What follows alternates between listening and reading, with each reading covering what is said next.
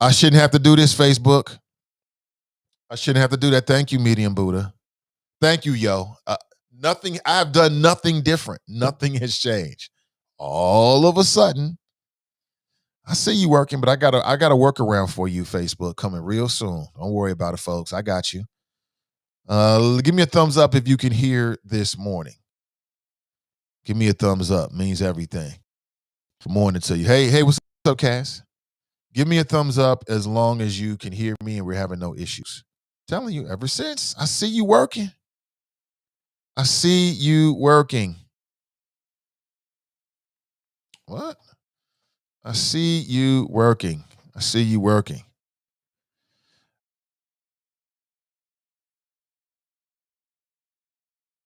So, which is it? We need to get some uniformity. Thumbs up. Michael's giving me a thumbs up. Okay, great. Thank you. My apologies. This is not my intention. Facebook is effing with me. Thank you, Cass. Now we can't again. See, it's going back and forth. Some people are saying thumbs up. What's up, Cole? What's up, Tamika? Damn Facebook. I see you working Facebook. Oh, we good? Okay, great, good. You good now? Oh, we good now? Oh, we good now? Great. Good to hear it.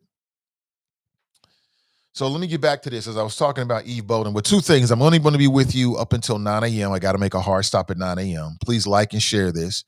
What's up, Cleopatra? Good morning, everybody. Thank you for telling me. I appreciate it. So somebody posted this. Let me read through this. This was Eve Bolton last night responding to someone online on Facebook. The board has not discussed it yet.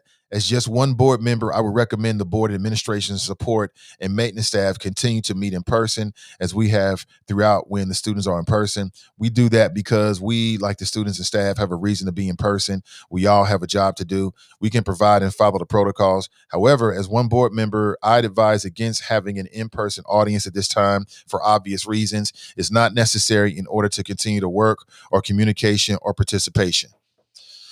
And then somebody took exception to that, like, oh, well, you want to send the kids back to school, but you don't want to have in-person communication, like having an audience when you're there. And I can see that. I can see people making that argument.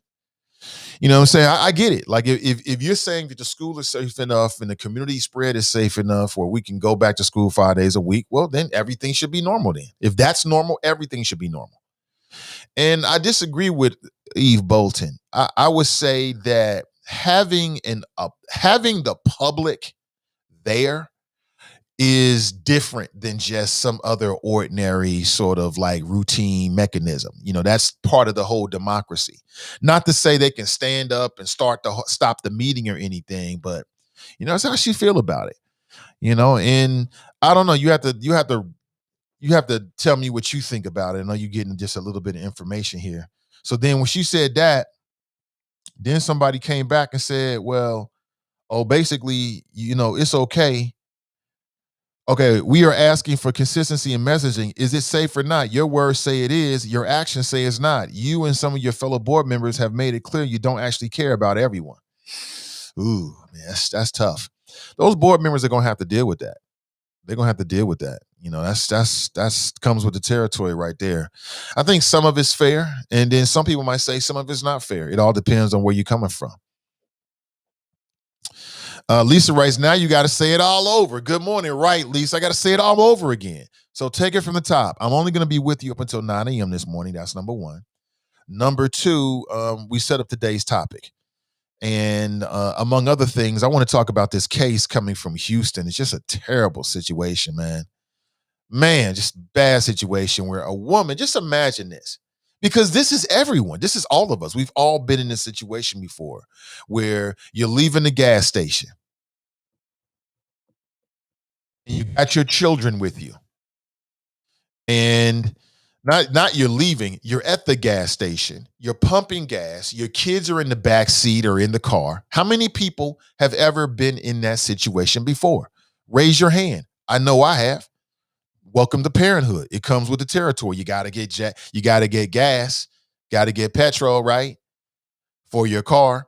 And then when you have children, I don't know about you, but I would prefer to pay outside than walk inside. Like One, I don't want to have to unbuckle my kids and then walk inside and they're standing there and we got to walk back outside and I'm counting the gas and put them back. I'd rather just stay outside and just pay that way.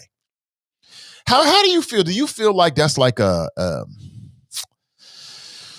do you feel like when you're out in public at a gas station? Do you feel like that's a vulnerable situation right there? So this woman is at a gas station and a man drives into the gas station parking lot. I believe he crashed the vehicle into what I don't know exactly. Crashes the vehicle, gets out of his vehicle because he's being chased by the police, and then jumps into this woman's car. And by this woman, I'm saying this woman right here. Jumps into her car.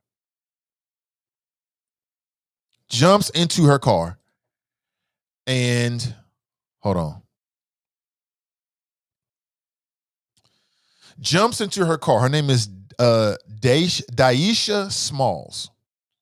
Her son, Legend Smalls, 1-year-old, is strapped into the back seat as he should be because she's being a good mom. So imagine, you just finished getting gas, you're getting back into your car. Just as you're getting back into your car to drive off to your destination, perhaps home, somebody forces their way into your car and then sits, I believe, in your lap. I believe that's what this man did. He sat on her lap and tried to carjack her and steal her vehicle. And that's a dangerous situation. Police say he had a weapon. That is a dangerous situation. That's the reason right there why a lot of people concealed and carry those kind of scenarios. You don't want to get caught up. You don't want to get caught slipping, right? Raise your hand if you want to get caught slipping.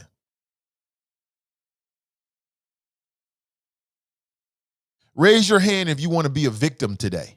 Like, you waking up today so you can be a victim for somebody else. You work hard for that vehicle. And this motherfucker gonna steal your vehicle? What in the hell? No, not today. Not today. And what do you think happened next? Now, as it turns out, and she didn't know this, Daisha Small, she had no idea. She was just, you and me, just minding her own business. She had no idea this man was being chased by the police. The police confront him while he's in the car. At some point, the police open fire on the vehicle. Now, the police didn't know there was a 1-year-old in the back seat. I think that came out from from what she said, and just let's say the police didn't know there was a 1-year-old in the vehicle, but they did know that she was in the vehicle. This man sat in her lap and was trying to push her to the side so he could get away with the cops. I think he was wanted for aggravated robbery or aggravated burglary or something like that. So what is that? He robbed somebody with a weapon or something? What is it to my lawyer friends out there? What is that exactly? Big Papa John writes the baby boy, the press conference with the baby boy's mother is heartbreaking. So the police open fire. They hit the suspect, right? He is now dead. One of the bullets struck the 1-year-old in the head. A portion of the boy's skull had to be removed because of swelling on the brain. The mother is distraught. I mean, she obviously feels like this never should have happened. How do we go from this to that so quickly? And this was just a portion of the press conference, okay? So I'm going to give you a heads up. This is emotional. This might cause you to tear up. I'm going to tell you right now, this is very emotional. So if you're not in a space where you can view some emotional, media content, I'm just telling you. Word to the wise. Heads up. Okay? All right, roll tape. On March 3rd, I was pumping gas at Chevron. And when I was finished pumping gas, I went back to my car and my son was in the back seat behind me. And I saw police at the gas station and a lot of lights. And I heard sirens. And a man tried to run to my vehicle, and he got in my vehicle, and take your time. It's okay. And he told me to give him my car. And I wouldn't give him my car because I let him know that I have a child in my car and that I would not leave my car without my son. Just take your time. It's okay.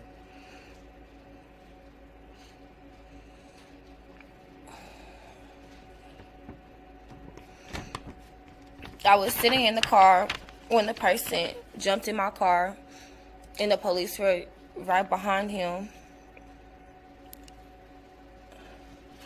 Before I knew what happened, they were already shooting at my car, and I was just scared for my son's life.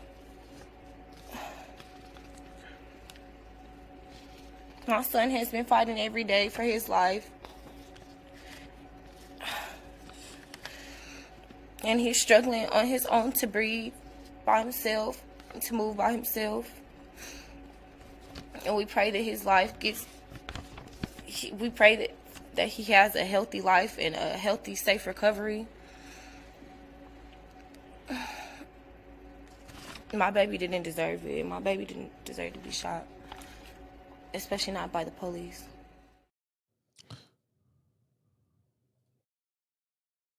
All right, so that's the scenario there. My question for you, I got many, but my question to kick things off is, who do you blame? Who do you blame for what happened to this 1-year-old? Now, I know people might say, well, why does that matter, Nate? Well, for the sake of conversation. That's what we do here. We have conversations. I'm curious. Like, some people might look at this and blame the carjacker. It's the carjacker's fault. You know, this man was allegedly, wanted for crimes, fleeing police, which is a crime. And in doing so, that person endangered the lives of everybody that was around him. Allegedly had a weapon. Police allegedly told him to put the weapon down, and allegedly he did not. That's what I read, and that's what was said by the black police chief. They got a black police chief down there in Houston. I saw the press conference this morning in prep for this conversation. He said that the man the suspect had a weapon. The police didn't know the baby was in the back seat, but the police did know that they were in a public surrounding, and they did know that there was somebody in the car. The police chief said that they were trying to prevent a carjacking, right? A carjacking is when you're trying to steal a car when somebody's in it. Stealing a car or automobile theft is when you're just trying to steal a car and no one's in it, right? So police knew or had some idea that somebody was in the car. Some people might say that it was just bad policing. Here you are shoot, whether the man had a gun or not. And you know that there is, so you're trying to save someone and you inadvertently put their lives in danger by firing upon the suspect. You tell me. The other part about that is that when there's a gun involved, like let's say this perpetrator who's now dead had a weapon. Okay, well, whatever the cops got to do is whatever the cops got to do. Some might say it's not their fault that he had a weapon. They didn't know. Would it have made a difference? We'll never know. That's just pure speculation. But we do know that the woman was in the car. So I'd like to know, who do you blame for what happened to this young boy, in your opinion? I'd like to know. What do you think? 513-873-7134. David writes, police should have never shot into that car. Brian writes, the carjacker and the police. If the police knew she was in the car as well, why would you fire on the car? Well, they fired on the car because they thought that one of the persons inside the car was going to fire on them. Do we really as a society expect for police not to fire on someone? So they're chasing this individual. They see this individual try to carjack somebody. They believe strongly because maybe they saw it or there was a report initially that the person had a gun. But they believe strongly that the person has a gun. They tell the person to throw the gun down, the person does not. Maybe he made a move or some kind of gesture that made the officer involved, who was a 14-year vet, who the police chief said is very distraught now, knowing that he inadvertently shot this child, which I can understand that. You're trying to hit one target, you hit somebody's child. I mean, that would make anybody distraught. I get it. But I'm just asking you, These are like the complicated split-second decisions that law enforcement has to deal with. We get a chance to Monday morning quarterback in a sense, but that's what we do. It is what it is. I'd like to get your thoughts about it. What do you think? Iris writes, the police and the other criminal who jumped in the car. Oh, absolutely. Do you blame one more than the other, or are they equally responsible? I don't know if this is a black man, but let's say it's a black man for the sake of conversation. You out here, right? See, it's one. See, I don't have no. If that's the life you want to live, that's the life you want to live. You know what I'm saying? This the life you want to live, a life of crime and shootouts and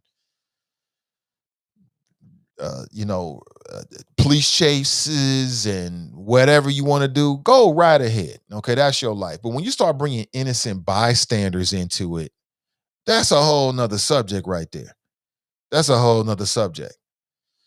So who do you blame more? Who is more responsible in your opinion? You tell me.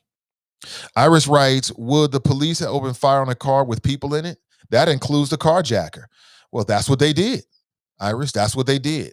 They knew that this woman was in the car. They opened fire. Maybe the officer thought he had a good shot. Now, let's be honest here. The woman wasn't harmed. It was the child in the back seat. So, I mean, it's a couple ways of looking at it. Like, one way is, unless they were being fired upon first, they shouldn't have opened fire because there was an innocent, the woman, Daisha Small, she was in the car. Whether they knew that her 1-year-old Legend Smalls was in the back seat or not, irrelevant. They knew she was in. That's one way of looking at it. The other way of looking at it is when the bullets start, popping, then it's every man for himself. Hey, they got to protect themselves. Collateral damage. I'm just curious as to how you might look at that. 513-873-7134. And to my Cincinnati listeners, I asked you a question. I'm going to circle back around and then tell you more about it. But I'm reading this morning that the Cincinnati chapter or the Greater Cincinnati Association of Black Journalists, GCABJ, are supposed to meet with some of the leaders of a local news organization, television news, after the group issued a public statement criticizing the lack of diversity at the TV station's on-air staff. They released a statement on Monday, and I see where did they release the statement at? Did they release it to all of media? I don't know. I read this in the media. And they posted this on social media outlets celebrating. So they detailed their concerns, and they're asking for a meeting from a local television station. Now, I don't watch a lot of live television news here. I just don't. You might. So off the top of the dome, if you live in the Cincinnati television viewing area, who do you think it is? Don't go look, because that's cheating. I'm just trying to see if we can figure it out here, just as black folks watching TV. I'm just curious. I'll give you some time to think about it.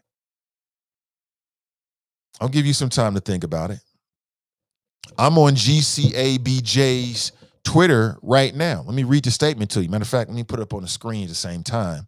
That's always a nice touch. Hold on one second, and then you can check it out for yourself. There it is. And then I think I can get a little closer to it as well. Yeah, I think that's it. I think we're looking good. Yeah, GCABJ. Let me read it for you. This statement is issued by the Greater Cincinnati Association of Black Journalists. On Monday, March 8th, Local 12 posted its social media outlets celebrating the ladies of Local 12 News for International Women's Day. The photo collage shows the station's 13 on-air female talent, none of whom are black women. The Greater Cincinnati Association of Black Journalists is concerned about the lack of representation on Local 12 staff, especially when approximately 42% of Cincinnati is black. Greater Cincinnati Association of Black Journalists has contacted Local 12 News Director Tim Garahi and General Manager John Lawhead requesting a meeting to discuss how to improve hiring practices to be more representative of the community. We are awaiting a response. And this is where it gets a little bit sticky because currently the GCABJ president is Kyle Inskeep. And he works for Channel 12, I believe. And so this last statement here reads, GCABJ President Kyle Inskeep has not been involved in any discussions pertaining to this matter because he is an employee of Local 12 and as an affiliate of the National Association of Black Journalists, policy prohibits anyone from participating in discussions about a company they work for. Damn. Yeah, I like it. I like it. I love the fact they calling out local media on their shit. I like that. Oh, you gonna celebrate women, huh? And no black women, Channel 12? None? You got 13 on our staff. You don't got no sisters up there, no melanin? You don't got zero. That's it's indefensible, quite honestly. That's what it is. It's indefensible. Shout out to GCABJ. And what do you think about Kyle Inskeep? Okay, that takes some stones right there. So you the president of GCABJ, right? Greater Cincinnati Association of Black Journalists. You work for Channel 12.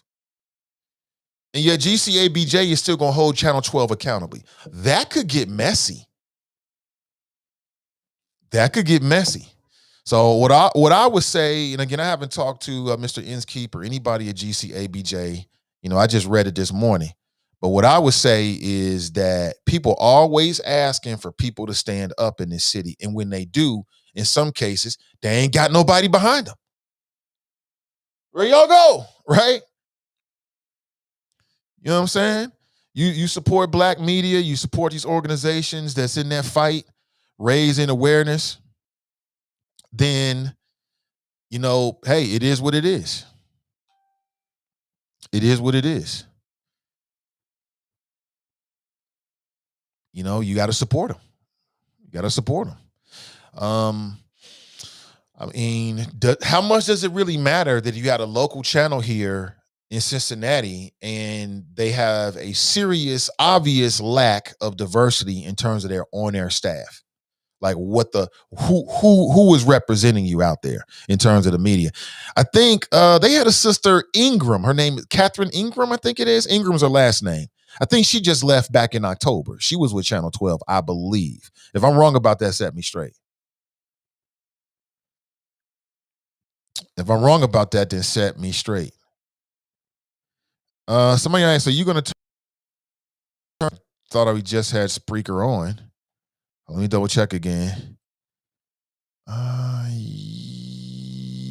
Yes. Yeah, for whatever. Again, it's real funny how these things happen. On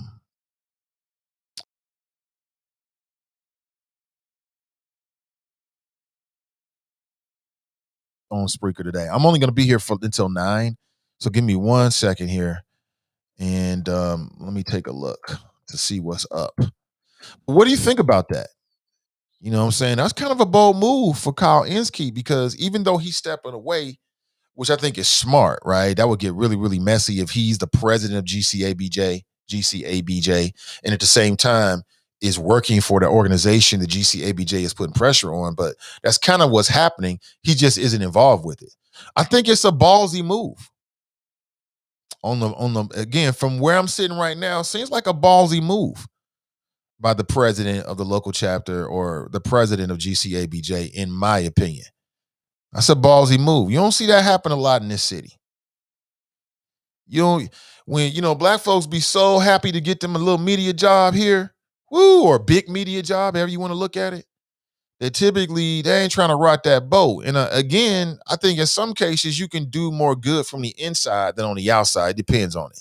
So I respect it, but that's a ballsy move right there. That's a ballsy move. And from the outside looking in, I would hope that Channel 12 would sit down with NABJ and bring some damn talent into the market. You know what I'm saying? Listen, this city is never going to reach our apex. We'll never reach our potential as long as we keep doing the same old things with the same old people. It'll never get there. Lemmy writes, diversity matters in media, banking, healthcare, insurance, and all industries. Oh, absolutely it matters. It absolutely matters. No doubt about it, because a black person is going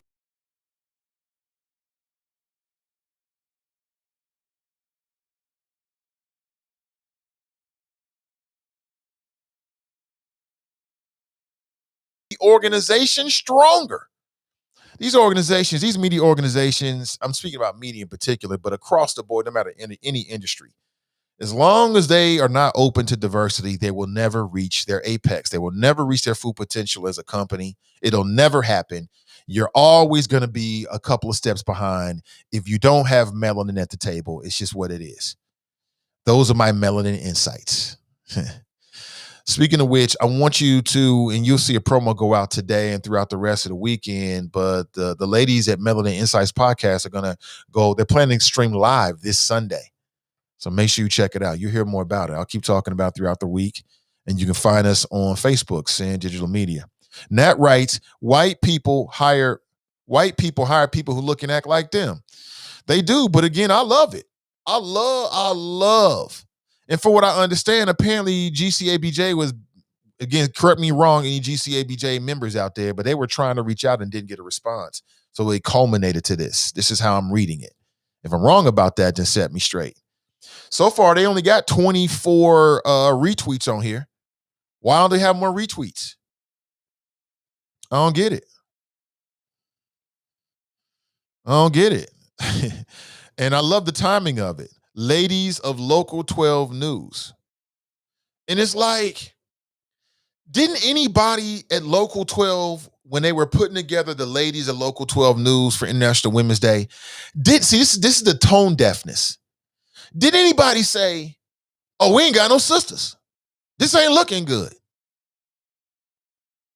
Did anybody at Channel 12 say that? Like, damn, we might need to step up our game. You know what I'm saying? We need to reflect our audience. I don't know how many of the black people that live in Cincinnati, but if the city of Cincinnati is 40% black, and that's what I've read, 42 to 44% black. Some people say 45%, and then some people will swear we over 50. 42 and 12% in what they call the greater Cincinnati area. And that's like some Northern Kentucky, some Indiana, outlying counties, things like that. Like 12, 13%. That's significant right there. And why did they not get a response so far? I don't get it. Why haven't they gotten a response from the management over at Local 12?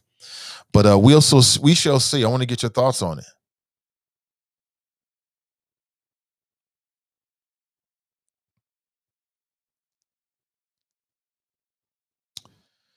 Let me see. I'm looking at some of these comments here. It's crazy. So what do you think? Back to your chat. Dale writes, especially in Cincinnati, didn't Rob Braun and Cammie, I think it was Durking, left because of racism from Sinclair and their programming, even though they are white people? I believe they did. And I believe while going out the door, I believe Rob Braun, could be someone else, he basically said he felt like a puppet. He didn't leave because of lack of diversity. I think it's the very conservative ownership group behind Sinclair that, was forcing some of their hosts to leave. They didn't want to be involved with it. Dale writes, Cincinnati is so sterile, so white, so conservative.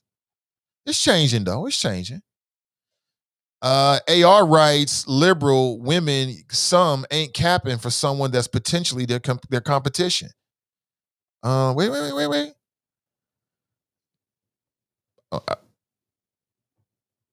I'm not sure what you're saying right there. Lemmy writes, please don't hire just one, at least hire 4. So, what impact on the actual news does having black anchors really make? That's a fair question. I think it makes a difference. Even if it's in what people might perceive as subtle ways, I think it makes a difference, in my opinion. I think it does. So we'll have to wait and see what happens. Again, that's very interesting. You don't see a lot of those kind of things happening here in the city. That's kind of rare. That's very, very rare. But I'm loving what GCABJ is doing, and I 100% support them and been a part of many of their events. Somebody asked me, "Am I a part of GCABJ?" I was just thinking about this with the wifey, and I am in spirit, but not in dollars. And I'm going to change that real soon.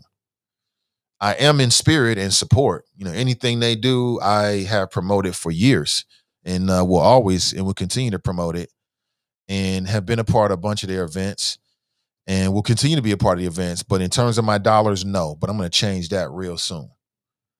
Change that real soon. Let me see here, because the dollars matter. The dollars matter. I mean, I want them to continue to promote. They do a lot of workshops, a lot of learning opportunities and networking opportunities, raising awareness about all kinds of stuff. So I super support them. And now they're getting political. Loving even more. Loving even more. Good morning to you, Lynn. Fame Rothstein writes T, what's up to you? T to you as well. T to you as well. I'm only going to be with you up until 9 a.m. this morning, so you got me for another 45 minutes. So I must make sure we get in a word from our sponsor this morning.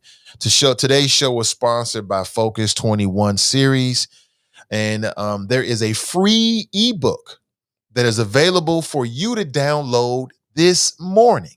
Just go to renewcommunitychurch.org. That's renewcommunitychurch.org and download your free ebook. And also, you can sign up for 30 minutes of coaching. This could be life coaching. This could be relationship coaching. This could be business coaching, entrepreneur coaching, right? You ever had an entrepreneur coach, a business coach? I have heard good things about it. So make sure you get in line. All right. Space is scarce. All right. You want to make sure that you can get in line if you're interested and get signed up and get access. And there's a link in today's description on Facebook and YouTube, and you can check it out and download it right there. Good morning to you. Good morning. Good morning. Good morning. Man, I saw it last night. It is a lot of upset parents, boy. Woo. Man. And I get it. Believe me, I understand 100%.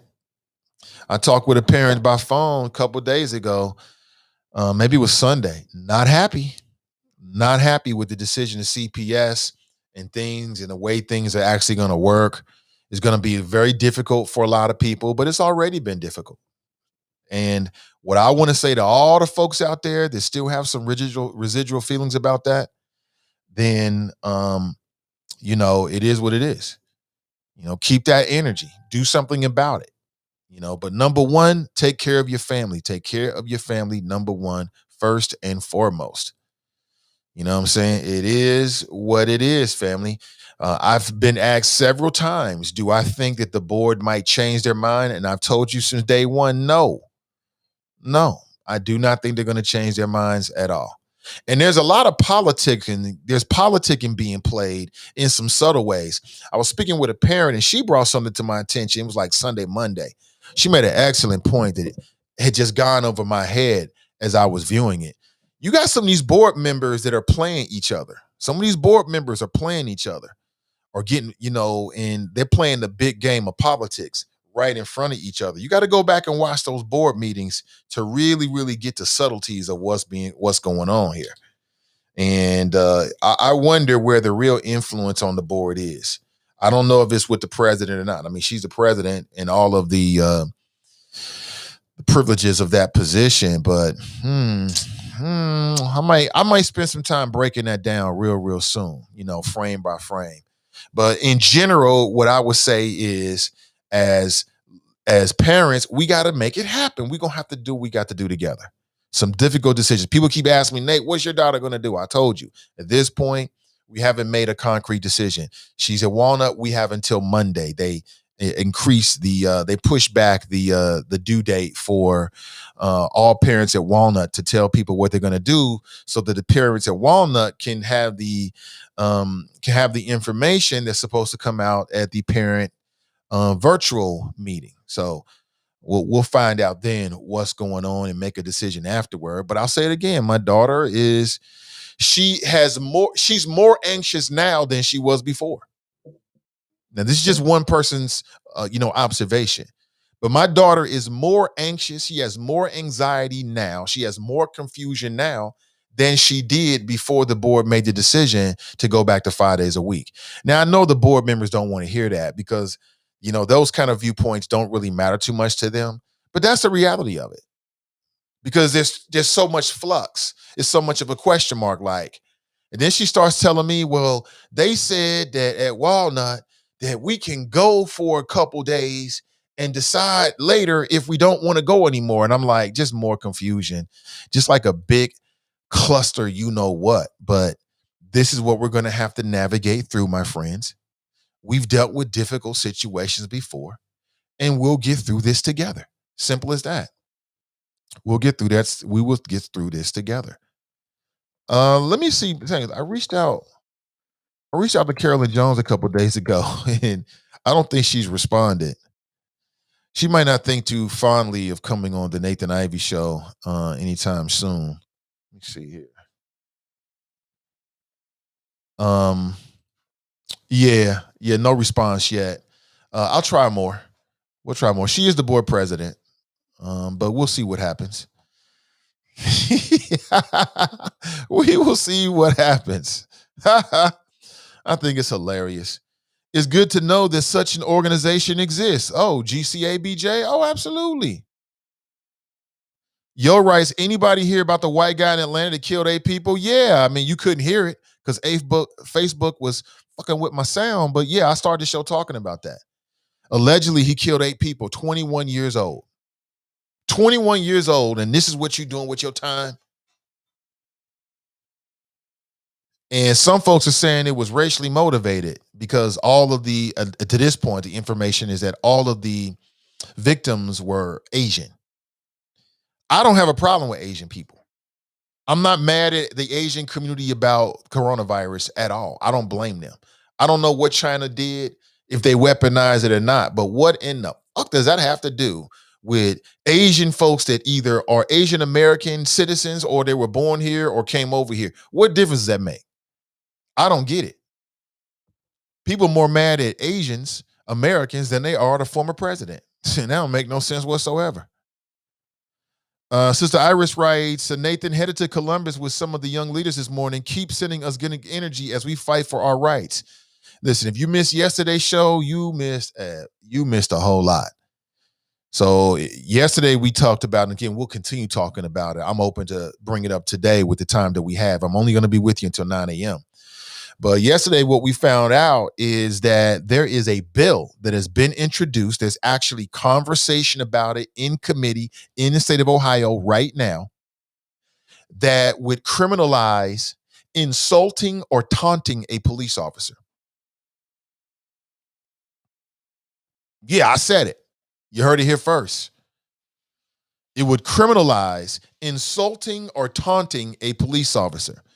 And so we had State Rep Cedric Denson from the Fighting 33rd on, along with Sister Iris Rowley, and they broke it down and gave us more insight and details, but also gave us some things that we can look for in terms of, we don't have to sit back and just let this happen.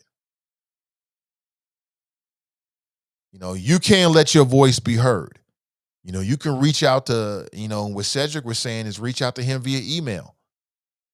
Reach out to him because when he gets his turn in committee, if he has letters from concerned people from his district, then he can use that in his attempt to try to stop this from becoming a law.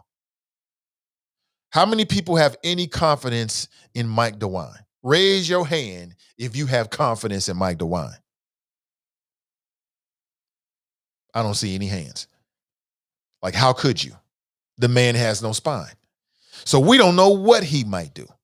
You can't make any assumptions about what he might do because the man told Republicans in the General Assembly that he wanted legislation that would help to prevent mass murders, mass shootings, like we saw in Dayton a couple years back, and there's been no substantive legislation that would help to prevent that whatsoever.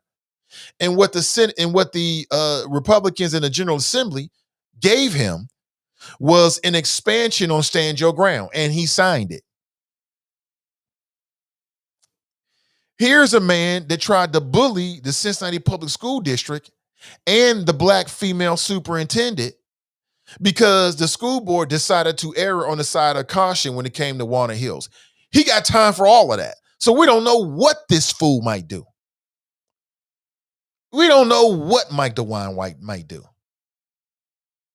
So he might sign it on some, hey, we got to respect police officers.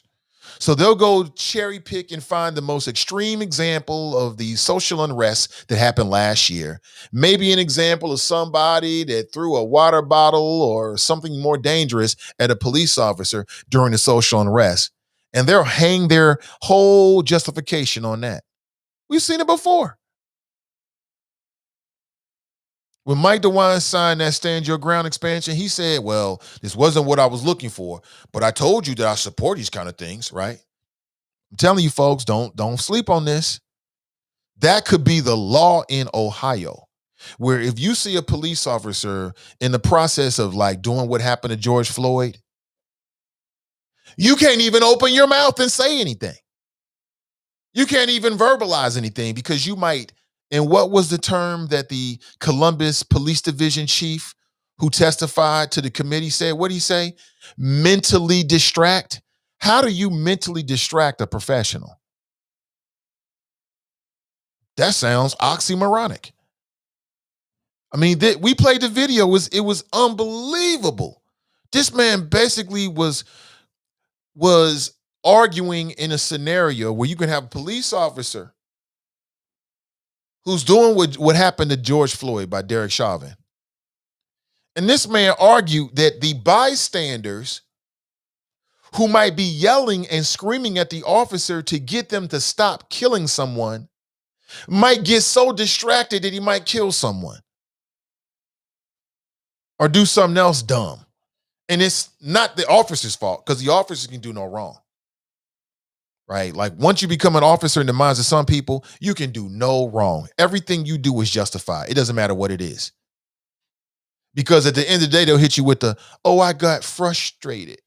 Have you noticed how all these Karens and Darrens, every single time they do something crazy, the first thing they say is, I was under a lot of stress. I was frustrated. I was frustrated. So it's just amazing. Frustration is a justification unless you're black. You go try that, your black ass is done. You go tell the judge you was frustrated. Yo, it's gonna get worse for you. You was frustrated. How dare you be frustrated? That's irresponsible.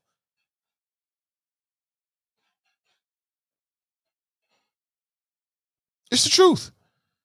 It's the truth. So that's what Sister Ira's referring to. She's going up to in person as warriors for the community do.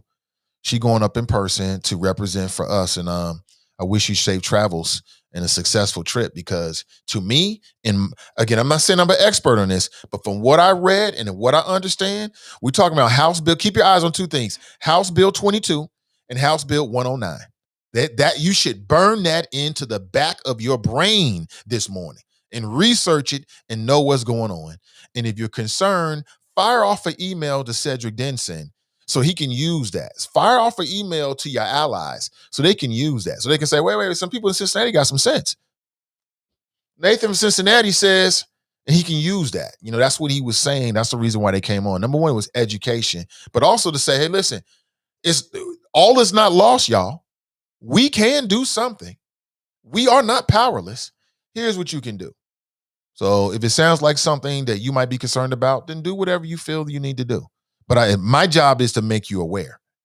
So I want to make sure you're aware of what's happening with House Bill 22, House Bill 109.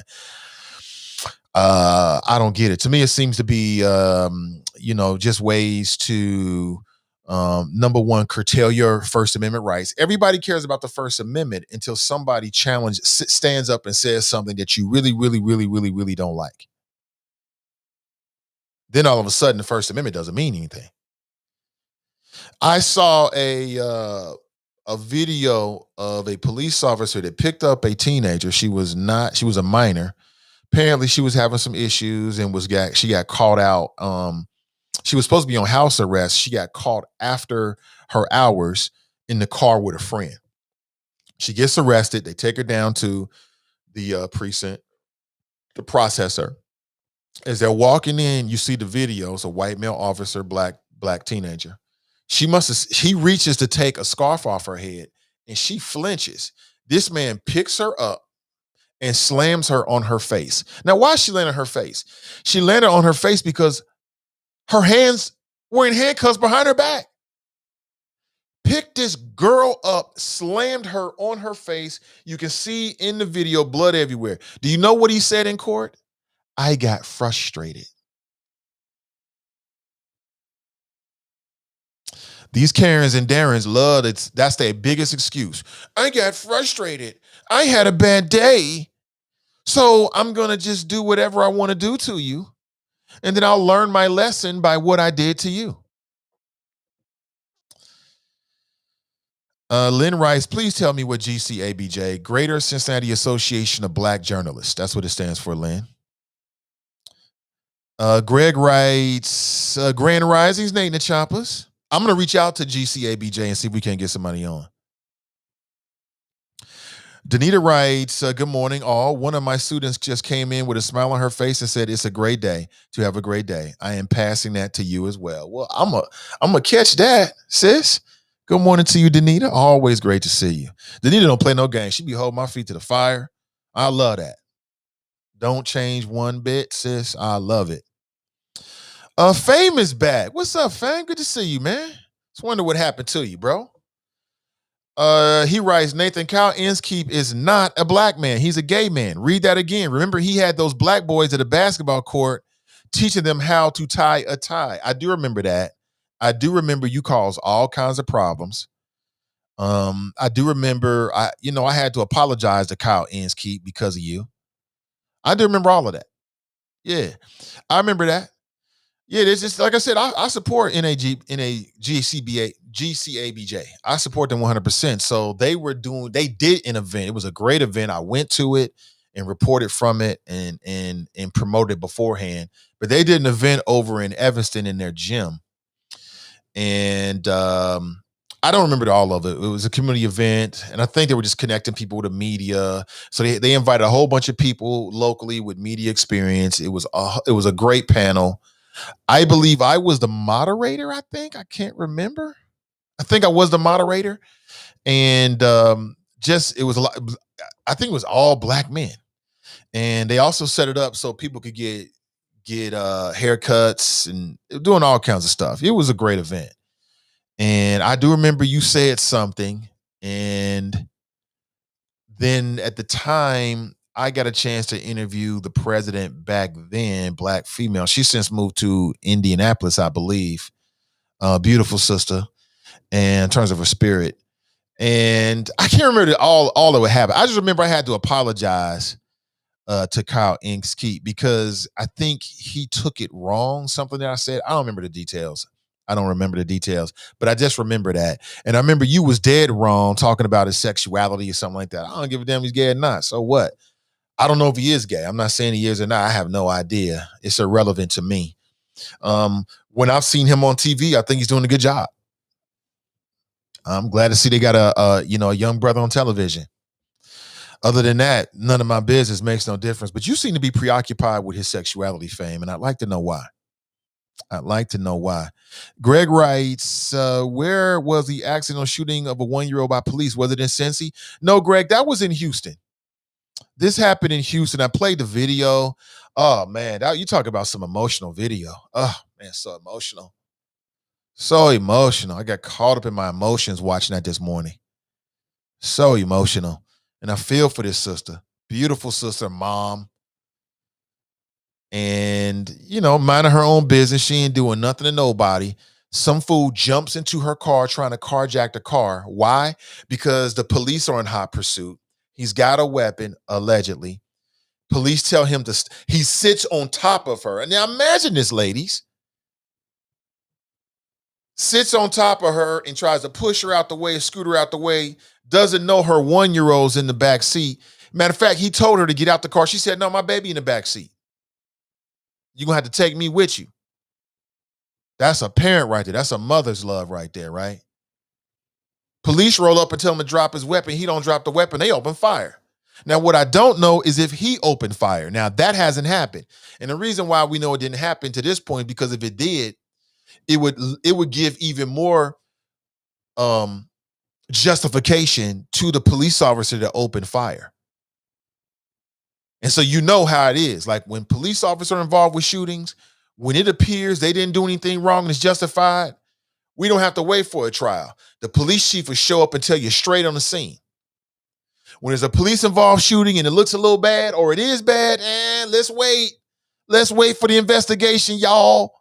Let's not jump to any conclusions. You wouldn't want to do that. That'd be unfair. What about his rights? So no. Jerome writes, Channel 9 WCBO has the most POC on live TV. Is that right? Hey, good morning to you, Jerome. Lemmy writes, what is the politics of CPS? The politics of CPS. That's a big way of looking at it. I don't know how to answer that. I need you to narrow that for me. You know what I'm saying? I think the politics of CPS, it depends on who you ask. Some will say that it's a system that favors the haves over the have-nots.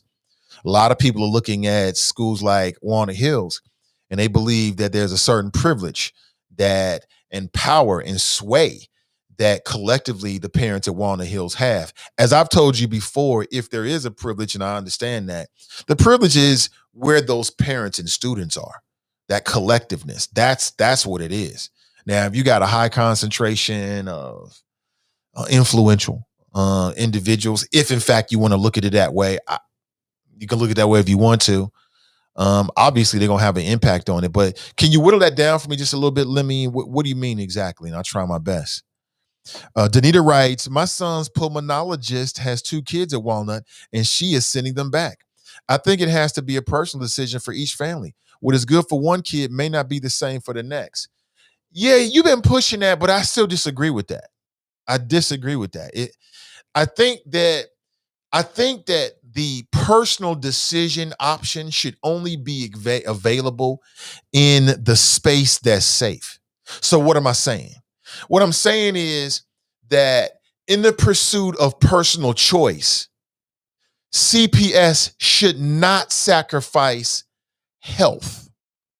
Like, I don't think that my personal choice should trump your personal health. I don't believe that. So in as much as it doesn't overlap, Danita, I agree with you. Yeah, I'm cool. Who don't like choice? When possible. And I think that's where the board made a mistake. You're going to get tired of me hearing me say this, but I'm going to say it again. CPS should have remained 100% virtual. That was the safest in terms of safe from COVID, and simultaneously the most equitable choice. That might not have been the choice of a lot of parents, but if you're looking at it objectively, that was the safest from COVID, which is what we're trying to be safe from, and simultaneously the most equitable in terms of access to the teacher. And anybody who argues against that is in 3 categories. They don't know no better. They just don't know no better. And we got to educate them. They know better and they're lying to us. Or I'm not even sure what number 2 would be. So maybe it's just 2 options there. It's real cut and dry. There's nothing more to it. And so we just watched the CPS board move from the best option to a less best option while trying to convince us with this veneer of choice. Oh, choice, choice, choice, choice, choice. Like I said, yeah, choice up into a point that doesn't compromise safety, community safety. Your personal choice should never compromise community safety. And it's almost like we having the same conversation about the masks. There's people out there that don't want to wear masks on some choice stuff. Choice, choice, choice, choice, choice. It's my choice. It's my rights. It's the same argument. And my argument to these people is you don't have a right to make me sick because you want to exercise your choices. It's the same argument. So it really just comes down to, how you see this whole pandemic. And what is a pulmonologist? Pulmonologist is pulmonary. What is that, heart or is that lungs? That's lungs, right? Is that lungs, a pulmonologist? Somebody look that up for me real quick. I'm curious. I think it is. Wellness seems to navigate toward the nationwide pressure to reopen schools. And I heard something about a new study that says 6 feet distance is safe. Okay. Yo writes, thanks for the info. Dale writes, it was racially six were 2 Asian were white. He sought out massage parlors. You talking about this psycho sicko, the latest psycho sicko? White male Robert Aaron Long, 21 years old, has been arrested for this. When I was 21, man, I was chasing different things. I wasn't chasing a lifetime sentence. They're calling it a rampage down in Atlanta. 2 people were shot and killed inside businesses. 2 others died after being taken to a hospital. 1 other person was injured in the attack. 2 of those killed were Asian women. I mean, we might find out that this dude, I don't know. Let's wait and see. I don't want to speculate. I'm looking at an image of him right now and, unimpressive. He's just like, regular white dude you see walking around here. Looks like a gamer or something like that. I don't know. Greg writes, it seems to me that there are still so many unknowns about COVID that until 70% or more of the Americans get vaccinated, schools should divide time between in-person and virtual schooling. Greg, listen, you're speaking to the choir. There's a lot of parents that feel the same way. That makes the most sense, and nobody can argue against that. They can argue about choice and all these other things with there's no statistical basis, but the reality is, Greg, you're 100% right. And that's what's been so frustrating watching these board members, because you're watching people argue against their own best interest and then try to make it make sense. And again, they want to try to sexy it up by using choice. Choice. Choice should not trump safety under no circumstances. So if you feel like, you can't have it both ways. If you feel like that parents should have the right to choose to expose other people to COVID via their kids because of choice, then you think it's okay for people not to wear masks because of their personal choice when you're in the grocery store or whatever.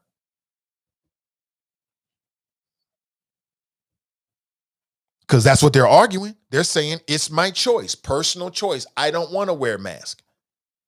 I don't want to wear a mask in Walmart. I don't want to wear a mask when I go to Burger King. Choice. I mean, that choice thing, man, is just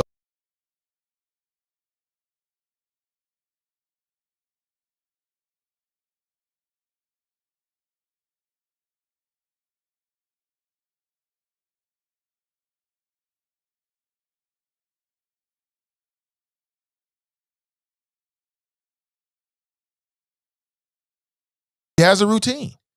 But like I said, your school board members, they don't want to believe that learning is taking place. They don't want to believe that people can excel academically. They don't want to believe that. It is what it is. We are where we are. As simple as that. Let me jump around here. I'm on GCABJ's page. Oh, snap. I didn't realize that. Okay, if you go to GCABJ, I remember that. Damn, I was much bigger then. Hey, what's up, Ask Ashley? I see she's there. I remember that. So if you go to GCABJ's Twitter page right now, if you look at their banner, that's a photograph that was taken from an event they did a few years back. It was actually over at the Inquirer building on their offices on the evening tip, and they were asking about digital media. And I see a lot of people in the room that I recognize, including Ask Ashley. I see you, sis. And I see me over there too. I remember that day. That was a great day.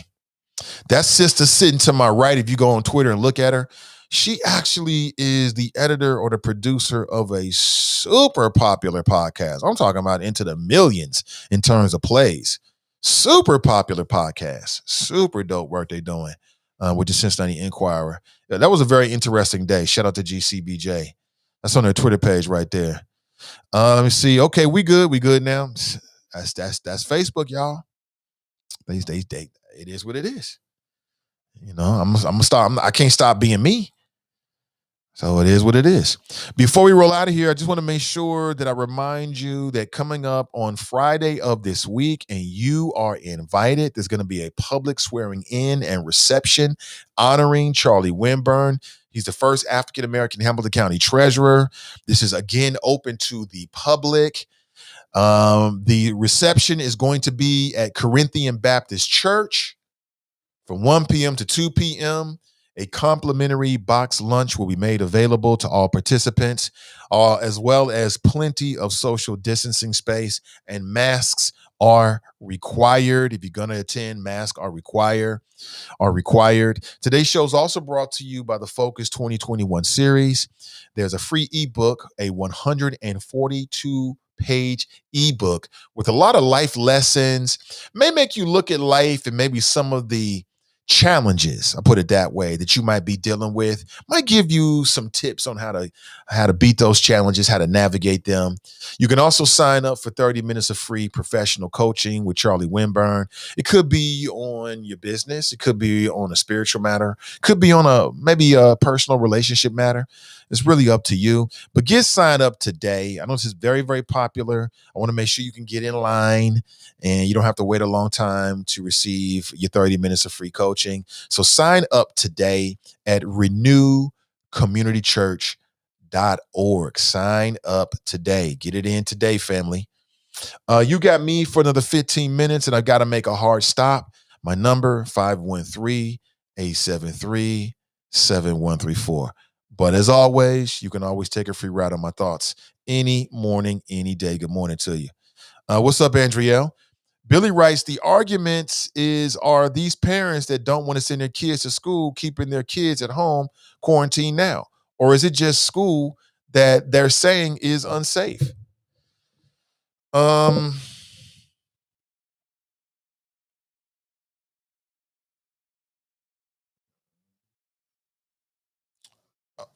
To me, that just makes the arguments.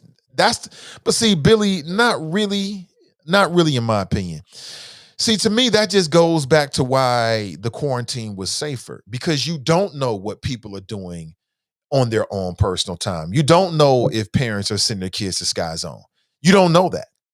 You have no idea. You have no control on it. You don't know what's happening in the personal lives of parents and their families. You don't know. Like, we don't know what percentage of parents for spring break are going to go somewhere, or people that live in a house are going to go somewhere for spring break. We have no idea about that. So that's the reason why a lot of people favored the quarantine in the first place, is because you have no control over it. The only thing you can control is there being just one more extra space where you got a high concentration of human beings. That's the whole point. You know what I'm saying? So that's irrelevant. You know what I'm saying? It's irrelevant, but it's relevant. Like, it's irrelevant in the sense of, how we looking at parents. It's more so about public health and what we need to do to make sure we beat it. But again, Billy, we just having conversation. We talking over the board, so to speak. The decision's been made. We are where we are. If parents expect it's going to, I've heard parents talk about lawsuits. I've heard there's some very serious efforts about lawsuits because, you got parents with IEPs and things like that, and some of these schools are not moving fast enough and or haven't had the plans put in place to meet those requirements. I've heard about that. I've talked with parents who have students and family members that have very, very serious health issues. So for them, it's a life or death decision, and they feel as if the digital option is not equitable. And so it's like, so I got to deal with life or death, or in a situation where my kid's going to have a series of worksheets. Even Mike Morosky's a school board member. I just get the sense that there might be other members of the school board who feel similarly. I just get the sense that he's just one of the few just got the stones to actually stay it and stand by it. Again, I just don't understand how one board member can look at things so much differently than the others, but it is what it is. We are where we are, family. You know what I'm saying? Maurice writes, this issue is equitable choice, regardless. Right. It comes down to equitable choice. We are where we are. Anthony writes, you cannot control where and how you interact when your child is with you. Two different situations, apples and oranges.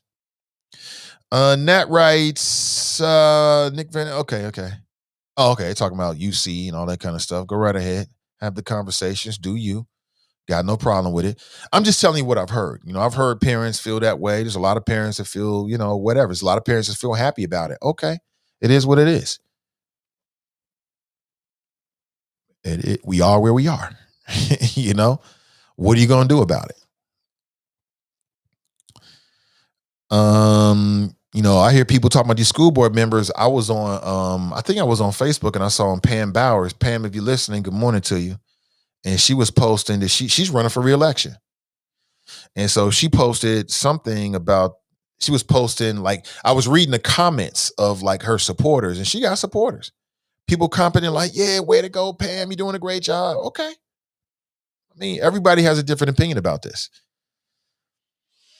So we shall see. This is dope. John Keyswater, the Greater Cincinnati Association of Black Journalists, requesting a meeting with WKRC TV about a lack of diversity on Local 12 newsroom. The group reacting to International Women's Day salute to the 13 ladies of Local 12 News, none of whom are Black. And I'm glad they're celebrating women. That's great. But somebody should have said, there's no Black. They're all white.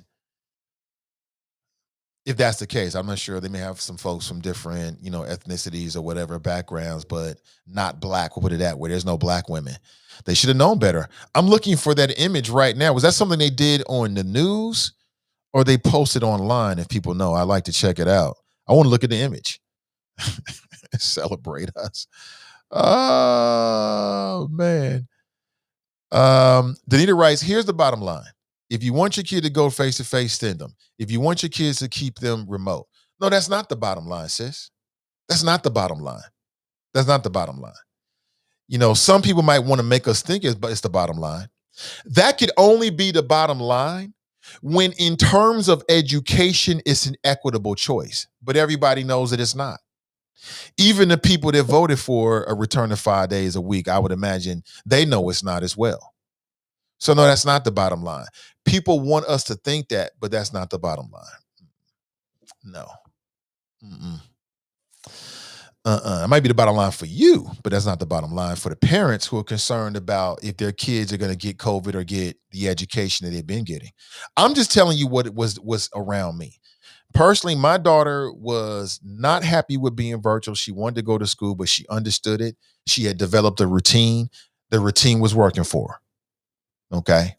Now, since this decision's been made in the household and in her own mind, because she's articulating to us, there's a lot of chaos. The very same thing that the board members said they wanted to stop, they've actually caused.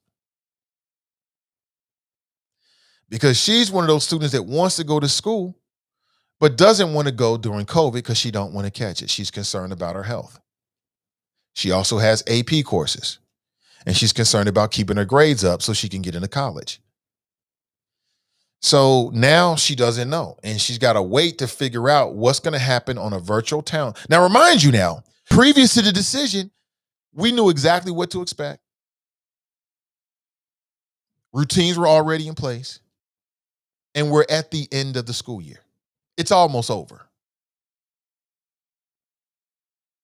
By any measure, it's almost over. By any language, with 1 quarter, like 1 out of 4 left, it's almost over. If you open up a cereal box and you ate 3/4 of the box and you got 1/4 left, when you look inside the box, you're going to say, it's almost fucking gone. It's the same thing with the school and what's the time left. These people keep playing games with these numbers is maddening. Stop playing games. If I gave you a beverage and you drank 3/4 of it, and then when you looked at it, there was 1/4 left, you would say, it's almost gone. So all these people playing games about, oh, we got plenty of time left, it's almost over. Please stop the games with grown folks. Please stop. And so now there's a lot more anxiety. There's a lot more question marks. I've even read that behind closed doors, teachers are like scrambling around trying to figure out what's going on in some of these schools. They don't know what the hell's going on. You know, but they'll figure it out. I'm sure a lot of smart people get paid a lot of money. They'll figure it out. You making $70,000 to $80,000 a year? Shut the F up and get back in there. Isn't that what Melanie Bay said? So yeah, make it happen. Maurice writes, Mercer put the BS motion on the floor and they stripped teacher engagement away from the host of students and families for a whole quarter. They did. They did, Maurice. I saw what you posted about your daughter. Yeah. So this is why, and again, I don't want no credit, but when you write. I'll say this again. 100% virtual was the most equitable choice, and the board argued away from it. They had the best case situation they had the best case scenario per the context. They had it, and they argued away from it on some dumbish. And there's just no way around that. Because look at Maurice and his daughter. You know, I saw what you put on Facebook, bro. So now his daughter is going to lose access to her teacher or teachers. So that some people can get choice, what they call choice, when everybody had the same access previous to the decision. I feel like a broken record here, folks. It is. I feel like I'm saying the same thing over and over again because I am, but it is what it is. I mean, it ain't much to say. Danita writes, education and CPS wasn't equitable before COVID. So now you do this a lot. Now you having a whole different conversation. We ain't even talking about that. Sidebar. Now you bringing up a whole conversation over here. That's a whole nother issue. We know that, sis. As I said before, access to your teacher. People don't see, you don't want to focus on that because I'm right. And it's hard for some people to just say, Nate, you're right. I've been clear from the beginning since last year. It is not going to change. Access to the teacher is what we're talking about during COVID. We're not talking about how many schools have AP courses. That's a whole nother issue that needs to be addressed. Sidebar. You do that a lot. Terry writes, Mr. Lincoln said he did mention that to the upper head. Mr. Lincoln said he did mention that to the upper head. When you say Mr. Lincoln, you talking about Lincoln where? And who is the upper head? He mentioned what?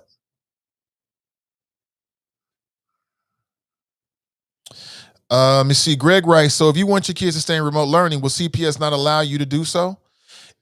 No. Well, yes and no. So yes, you can remain remote, but you're not going to have access to your teacher. Essentially, you're going to have a series of worksheets. Now, they're saying that Walnut Hills, again, I've gotten so many missed messages. As a parent, what I'm telling you, as a parent, a Walnut Hills parent, I've got more confusion now than I did before the board made the decision, because now I don't know what the hell the options are. I still don't know, and it's Wednesday. We're not going to find out until what, Thursday, Friday at this virtual town hall. And then as parents and students, we've got to make a decision by Monday. And I keep getting mixed messages. Like sometimes I'll get a message that says one thing and then something else will come to me from somewhere else that says something that seems to could contradict it. So like I said, this is the kind of confusion that you get when you have people in charge that really shouldn't be in charge. They don't know what the fuck they're doing. So this is what you get. This is what you get. TNT writes, they need to check out Ewer, who went back to a total shutdown while having the vaccine, and that's because they rushed efforts. We were headed for the same results. Brent writes, the United Negro College Fund just got its first black chairman, Milton H. Jones Jr. John Rockefeller III was the first chairman, and they have had two other white chairmen afterwards. Really? I didn't know that. Charles writes, the school board needs to revisit their bylaws and amend them to board members having to be former or current school employees. I'm not sure if I like that idea.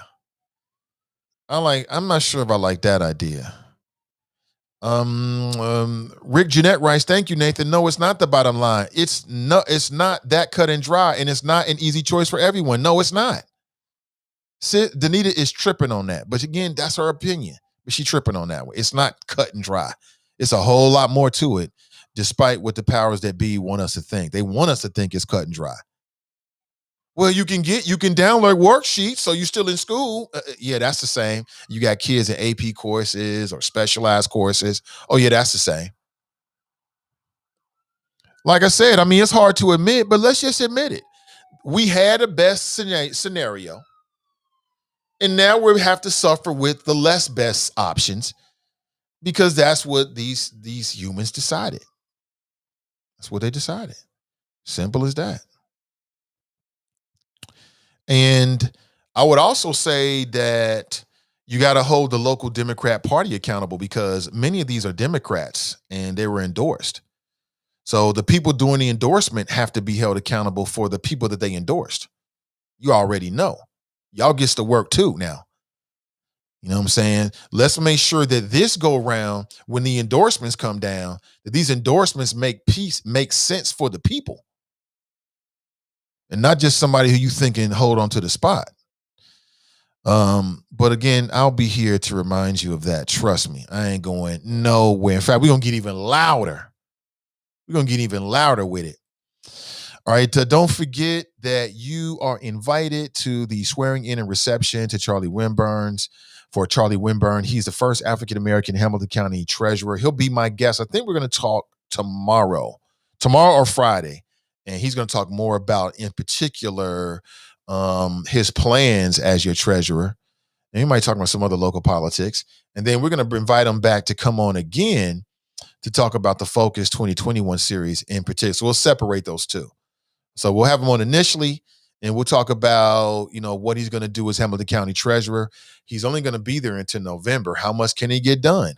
Well, if you're a property owner, I've got a little bit of insight. We had a small conversation about it. I don't have all the details, but if you're a property owner, let me just say I think you'll be very interested in what he has planned. We'll put it that way. You want to make sure you don't miss that conversation. But I got a hard stop at 9 a.m., family. I got to make a move. I really appreciate you. Make sure you check out the Truth to Power podcast today at 1 p.m. and all of our podcasts on our Facebook page, Sin Digital Media. Ask Ashley was on yesterday at 1 p.m., another midday juice. Man, people be having issues out here. Listen, thank you for being here. I really appreciate you. Right? Have an excellent rest of your day. Support independent media, support Black media, support our platform. You can follow us you can send donations to PayPal to this particular show, The Nathan Ivey Show, and also the Cash App Nathan Ivey Show. And listen, or become a Patreon as well. You can find all the details on my website, www.nathanivey.com. Have an excellent rest of your day, family. Until